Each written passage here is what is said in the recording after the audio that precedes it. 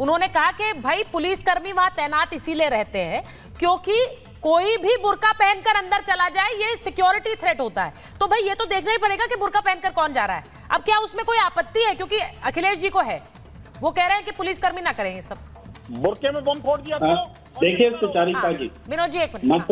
मतदान करते समय जब हम जाते हैं, आप सबको हम सबको मालूम है कि प्रिजाइडिंग ऑफिसर के नेतृत्व में वहाँ आईडी कार्ड चेक की जाती है, मतदान कर्मी करते हैं, सब कोई वोट देता है। तो आईडी कार्ड चेक करने की जिम्मेदारी उनकी होती है, मतदान कर्मचारियों की, प्रिजाइडिंग ऑफिसर के नेतृत्व में। गलत आदमी जैसे कोई होता है तो वो पुलिस के हवाले कर सकते हैं, उनके हाथ में, और करते हैं। ये है।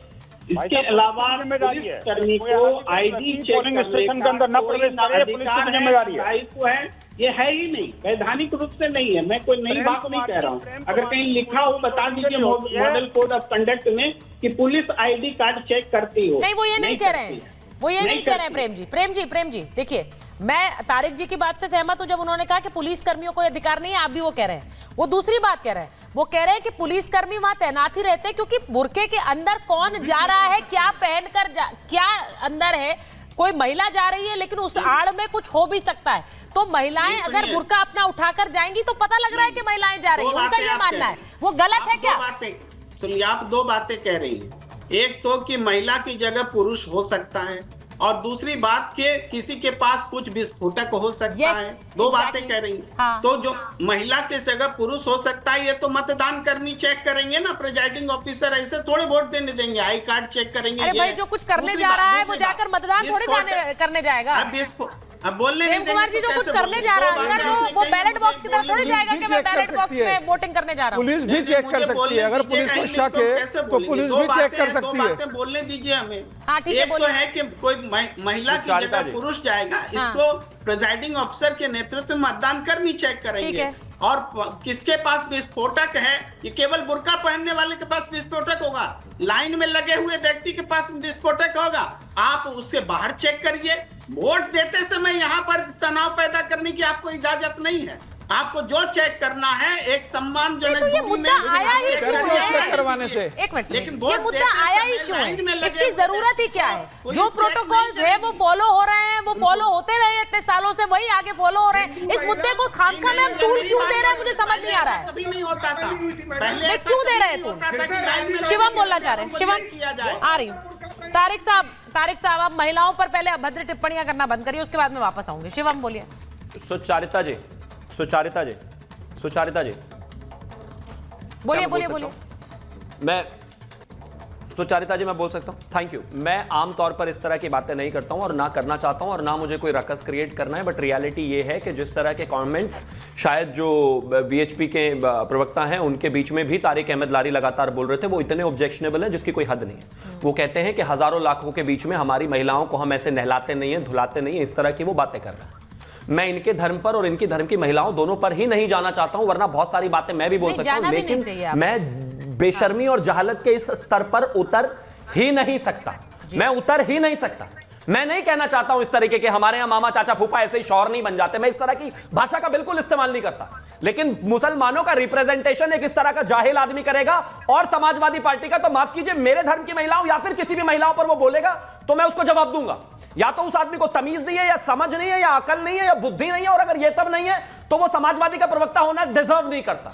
अगर अखिलेश यादव इस तरीके के जाहिल लोगों को प्रवक्ता बना रहे हैं और वो इस तरीके से इस देश में हिंदू महिलाओं के प्रति जहर उगल रहा है, वो गंगा स्नान जैसे और तमाम स्नान जैसे पावन पर्वों को महिलाओं की उस नजर से देख के जहालत कर रहा है, तो माफ कीजिए, ऐसे आदमी को तो लात मारकर पार्टी से बाहर निकालना चाहिए। तारिक अहमद लारी के लिए हमारे धर्म में इस तरीके से नहीं होता। मामा चाचा फूफा ये सब रातों रात शौहर नहीं बन जाते, तो प्लीज अपनी जबान संभाल कर बात करना। अब मैं पॉइंट पर आ रहा हूं। Thank you. Coming back to the point. हो गया सुचारिता, हो गया। Coming back to the point, हो गया। अब मैं आगे आना चाहता हूं। हो गया। आप मुझे एक चीज बताइए, बुर्के में आमना है, आसना है, फरजाना है, रुखसाना है, नहीं, मुझे ऐसा लगता है, पता नहीं आप लोग बातें नहीं कर रहा हूं। मैं इलेक्शन पर आ चुका हूं और आपके घर की महिला चाय भी देखती होंगी, डज इट लुक नाइस? क्या ये अच्छा लगता है? बिल्कुल ये सोच आप लोग रखते ही नहीं है, कुछ भी बोलते हैं, मुझे लगता है। बिल्कुल नहीं करना चाहता। ठीक है, मैं आगे बढ़ रही हूँ। जो बात उन्होंने सिक्योरिटी कंसर्न की बात की है, उस पर बात करेंगे। शिवम जल्दी से अपना टेक जबान से नहीं लड़ सकता। शिवम आप रखिए अपना टेक, उसके मैं बाद इस पर बात नहीं कर रहा हूँ, मैं चुनाव पर बात कर रहा हूँ। Thank you. आप मेरी चुनाव पर बात सुन लीजिए। चुनाव पर बोलिए। मैं चुनाव पर कहना चाहता हूँ। अब आप मुझे एक चीज बताइए, प्रेम जी ने कहा कि ये सिक्योरिटी का पर्पस है या किसी चीज का पर्पस है या चेक करने का। प्रेम जी एक चीज बताइए, ये बात आपकी बिल्कुल ठीक है कि अगर कोई बम फोड़ने आएगा तो वो बुर्के में ही आएगा, बिल्कुल ठीक बात है, नहीं आएगा। लेकिन हाँ, प्रेफरेबली एक हिसाब से देखा जाए तो बिल्कुल वो बुर्के में ही आएगा। क्यों? क्योंकि हमारे देश में अखिलेश यादव और उनके प्रदेश अध्यक्ष जैसे नेता हैं जो इस बात को समर्थन करेंगे कि बुर्के में जो है महिलाओं की चेकिंग नहीं की जानी चाहिए। तो अगर किसी को आना होगा बम फोड़ने के लिए, उसके लिए तो सबसे मुफीद बुर्के में ही आना है ना, क्योंकि उसकी चेकिंग नहीं होगी, क्योंकि आप जैसे लोगों को फर्क नहीं पड़ता। अब आगे एक और चीज पर आते हैं, इसलिए इस तरह से चेकिंग होनी ही चाहिए। हम लोकतंत्र में है, 21वीं सदी में है भाई। और मैं फिर से कहना चाहता हूं, मैं बुर्के में रहने वालों का, सभी का उनका चॉइस है, उसका सम्मान करता हूं। लेकिन इस चीज में जब आप लोकतंत्र में है तो वोटिंग के दौरान ये चीज आड़े नहीं आ सकती। और फिर से कहना चाहता हूं मैं, उसमें आमना है, आशा है, फरजाना है, रुखसाना है, फरमाना है, कौन है, ये सब पता कैसे किया जाएगा? ये एक ही तरीके से पता किया जा सकता है कि प्रॉपर, चाहे जितने भी समाज के लोग हैं, जितने भी वोट डालने वाले वोटर्स हैं, जितने भी चुनाव के अधिकारी हैं, जितने भी पुलिस, चीजों को बेहतर करें और कोई अवरोध उत्पन्न ना हो। लेकिन जबरदस्ती बुर्के को इशू क्यों बनाना है? सुन लीजिए शिवम जी, एक बात है कि जो वोट देने के लिए लाइन में लग जाते हैं, उस दौरान फिर कुछ नहीं होना चाहिए। आपको जो चेकिंग करना है पहले की, वोट देते समय डर का माहौल किसी में भी नहीं होना चाहिए। ये मूल बात है, यही मूल बात है। इसके अलावा प्रेम जी कैसी बातें कर रहे हैं? अच्छा एक चीज बताइए, पुलिस वाला अगर इस देश में किसी को चेक करता है तो वो डर का माहौल हो जाता है क्या? हमारे वोट देते समय डर का माहौल ही होता है। अच्छा है कि पुलिस वाला वोट देते समय वहां कैसे डर का माहौल है? अरे वो आदमी है भाई, पुलिस वाले भी इंसान है, भूत नहीं है वो कि उनको देख के डर के भाग जाएगा कोई लोग। अगर वो चेक कर रहा है, करने दीजिए, क्या फर्क पड़ता है इस बात से? ये इस बात को समझिए आप। अरे क्यों नहीं दे पाए? मुस्लिम लोग 2-2 साल के लल्ले हैं क्या कि वो वोट नहीं दे सकते? क्यों नहीं दे सकते? और क्यों डरना है पुलिस वालों से? पुलिस वाला अगर कुछ चेक करता है तो करे। डर जब प्रेम कुमार जी को डर तब लगेगा, ये तो उल्टा भी हो सकता है। फिर अगर गलत नहीं है तो डर कैसा? वोट देने वालों को डराती है। देखिए मशीनरी जो सरकारी मशीनरी है, एक सेकंड सुनिए, मैं एक बार जरा समीर जी आपसे बात कर रही हूं।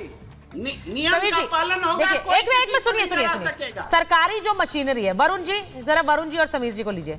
एक जो सरकारी मशीनरी है उस पर भरोसा तो एक आम आदमी करता है। अब ये मैं सोचकर नहीं जाती हूँ समीर जी कि भाई अगर जो भी व्यक्ति वोट डालने जा रहा है, अगर वो ये सोचने लगे कि ये तो हमें इसी तरह ये हमें डराएगा कि हम सरकार के पक्ष में वोट डालें, तो फिर तो सरकारें तो बदलती रहती हैं भाई।